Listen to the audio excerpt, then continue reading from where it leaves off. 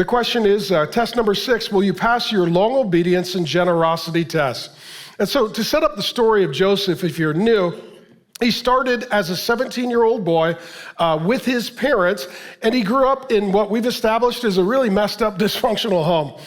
His dad had more than one wife. They had a lot of kids, playing favorites, family intrigue, drama. Dad was a bit passive. He was a believer, but he wasn't very activated. A pretty dysfunctional family system. At the age of 17, his brothers took him from his parents and threw him in a pit. And his brothers, who were jealous of him because of God's calling and destiny on his life, they threw him in a pit, and they ended up selling him into slavery at 17 years of age.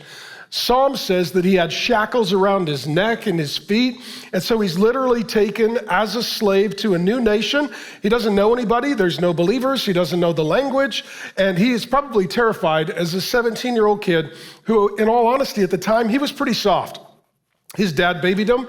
He was not a tough 17-year-old kid, and he goes from being pampered at his dad's house to being a slave in a foreign nation.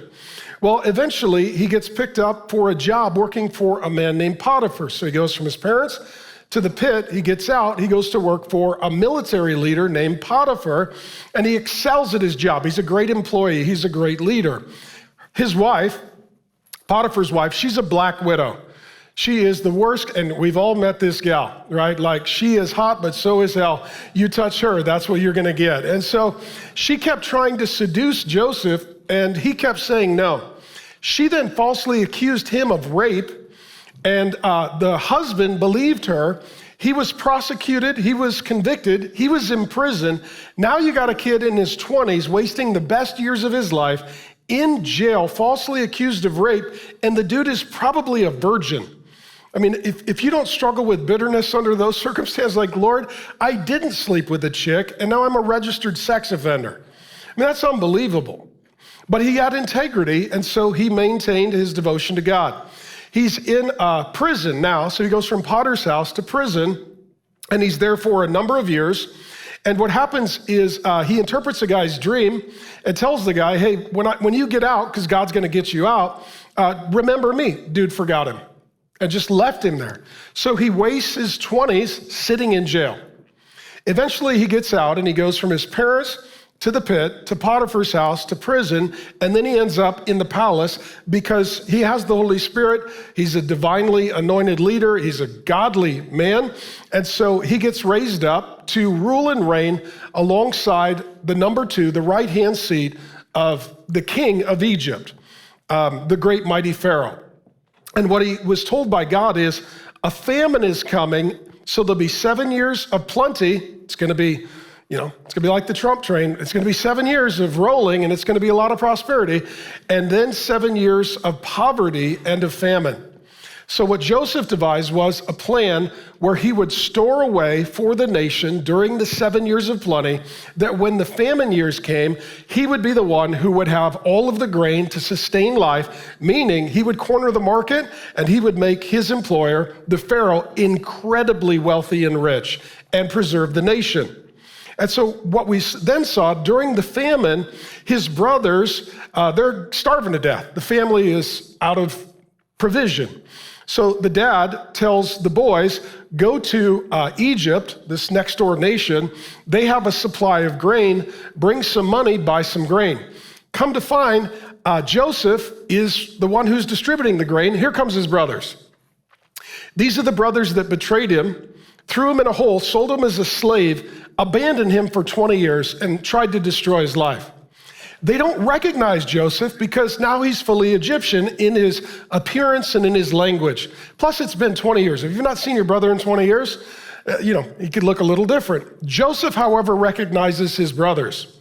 Rather than jumping into relationship with them, he tests them for 2 years. 2 years. Today, we're going to pick up the story. He's 39 years of age. For 20 years, he hadn't seen his brothers. For 2 years, he's been testing his brothers, and he's just revealed himself to them. It's me, Joseph. But hear me in this. He's not seen his dad in 22 years. Him and his dad loved each other. His dad wasn't a great dad. He had some faults, but his dad did love him. He probably had some questions like, I've been gone for 20 years. Why is my dad not looking for me? Does he not love me? Does he not care about me? Has he abandoned me? And then he realizes in a conversation with his brothers, no, we told Dad you're dead. And we actually had a family funeral. And we've covered this lie for 20 plus years. And Dad thinks you're dead. So what we're going to see today is a 22-year process and the last time the father and son saw each other. Just emotionally visit that. Because as we read the story, you move from one chapter, one page to the next. You might be turning a decade a page. Now, how many of you are fathers? Imagine thinking your son was dead and 22 years later, realizing he's alive. Like I got 3 sons. I just had dinner with 2 of them. Not seeing them for 22 years, thinking they were dead, I couldn't, my soul can't even process that. How many of you are a son and your dad loves you? My dad loves me. I've got a great dad. I couldn't imagine if my dad thought I was dead and I showed up after 22 years. And so that's where we pick up the story. You ready to go? Yeah. Okay, we'll jump in Genesis 45. Are you moving on with your life and trusting God to deal with your family? That's one of the tests that Joseph has to pass, and it's a test that you men either have taken or will take and need to pass. Genesis 45, 16 through 28, when the report was heard, Joseph's brothers had come. It pleased the Pharaoh, and Pharaoh said to Joseph, I will give you the best of the land of Egypt. Take wagons for your little ones, for your wives, bring your father and come. The best of all the land of Egypt is yours. Joseph gave them wagons and gave them provisions for the journey. To each he gave a change of clothes. But to Benjamin, that's his biological brother from the same mother, he gave 300 shekels of silver and 5 changes of clothes. And to his father, he sent as follows: 10 donkeys loaded with the good things of Egypt, 10 female donkeys loaded with grain, bread, and provision for his father on the journey. Then he sent his brothers away, and as they departed, he said to them, do not quarrel on the way. So they went up out of Egypt and came to the land of Canaan to their father Jacob, and they told him, Joseph is still alive. 22 years prior, Dad had a funeral. Every day since, Dad had a heart funeral. Now he realizes his son is alive. And he's ruler over all of Egypt. And when his heart became numb, Dad couldn't even process this, for he did not believe them. But when they told him all the words of Joseph, and when he saw the wagons that Joseph had sent to carry him, the spirit of his father Jacob revived. And Israel said, it is enough. Joseph, my son, is still alive. I will go and see him before I die. Okay, this is a profoundly broken, dysfunctional family. Okay, Dad's got more than one wife, multiple kids, playing favorites. Dad is not that activated. He's a bit passive. In addition, the brothers are pretty evil. How wicked do you need to be to sell your little brother into slavery, lie to your father, throw a funeral, and the brothers, they maintain the cover-up for 20 years. That's wild to me. They align doing evil, lying to their own father for 2 decades. You can imagine, can you not? It would have been Joseph's birthday, and there's Dad crying. Dad, why are you crying? Well, today's Joseph's birthday, and I'm just remembering my dead son. Nothing. Holidays come. Dad's probably very emotional. Yeah, there's an empty chair at the dining room table because Joseph, my son, is dead. Sorry, Dad, I know that's got to be really hard. The whole time they know it's a complete lie. Sometimes family does the most evil things to one another. Sometimes family does evil to one another you would never do to a stranger. Sometimes family does evil to one another you wouldn't even do to an enemy. Right? So sometimes our biggest betrayal and our deepest forgiveness is with those who have the same last name. This can be your brothers, or maybe it's your spiritual brothers. And so what we see here as well is that Joseph could have spent all of his life wrapped around the axle, trying to restore the relationship with and to fix his family. Joseph, at this point, he's rich, he's powerful. He could have went home. He could have got back in the family affairs. Some of you need to know that you need to leave your mother and father. It's a command earlier in Genesis. The brothers at this point, they're still enmeshed. They're still codependent. They're still doing everything together. They don't have a very healthy relationship. They cut Joseph off, but it was actually a great blessing for him.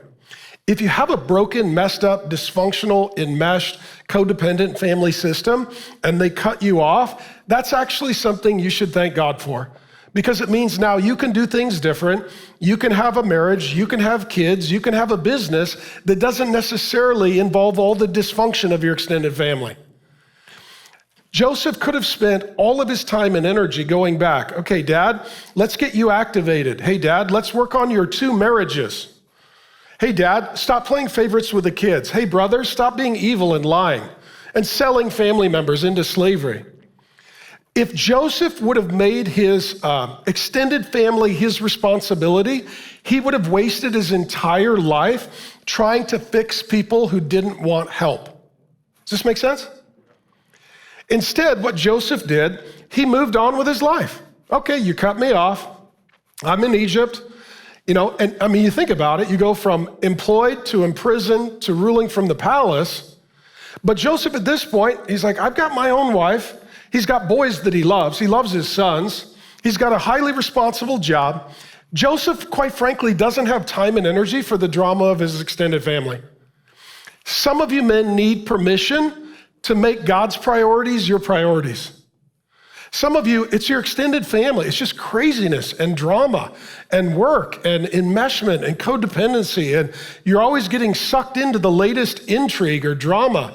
And everybody's supposed to drop everything and just rush in for the proverbial emergency. And you need to get perspective. Say, this is my wife.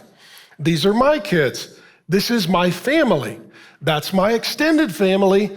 But I've left my mother and father, and they're no longer my responsibility.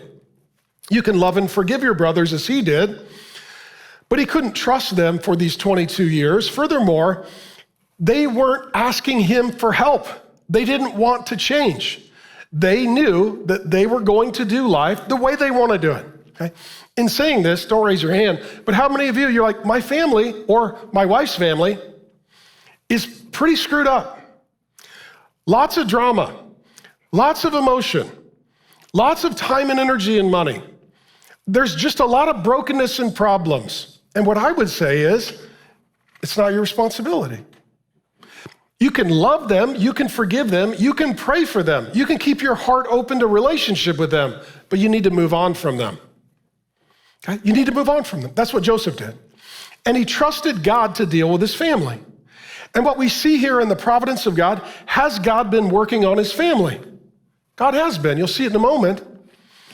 And some of you would read the story and you'd say, see, the family got back together. And I would say, yeah, they did. Give it 22 years. Okay, give it 22 years. And some of you, you're like, can we do it in 22 minutes? Maybe not. Some messed up, broken families are going to deal with pain for a very long time before they find the motivation to actually change, okay? And so are you willing to move on from your extended family so you can move on with God's plan for your life and prioritize your wife and kids? But what I love here about Joseph, he did move forward, but he kept a soft heart. When he saw his brothers, he had to go into the other room because he burst into tears. He was very emotional. He still loved them, he just couldn't trust them quite yet. You can love your family, but maybe you need to take some time to see if you can trust them.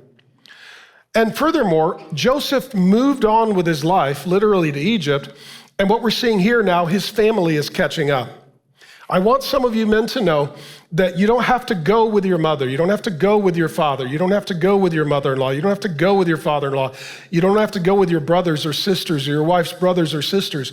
You need to follow God's plan for your life, love and forgive them, and then they need to catch up with you. You don't have to wait for them. Does that make sense? And some of you men, you're like, I know what I want to do. I know what our family's called to do. I'm just waiting for everybody else, all the relatives and the in-laws who act like outlaws. I'm waiting for them all to come along. Don't. Joseph would have sat there for 22 years. Instead, he's like, I'm moving forward. I love you and forgive you. If you want to catch up, feel free. Eventually, the family does literally catch up. Does that make sense? And this is not a hardness of heart. This is a reorienting of priorities. He can't save his family, his extended family, and serve his immediate family. He can't go fix his dad's jacked up marriages and have a good marriage.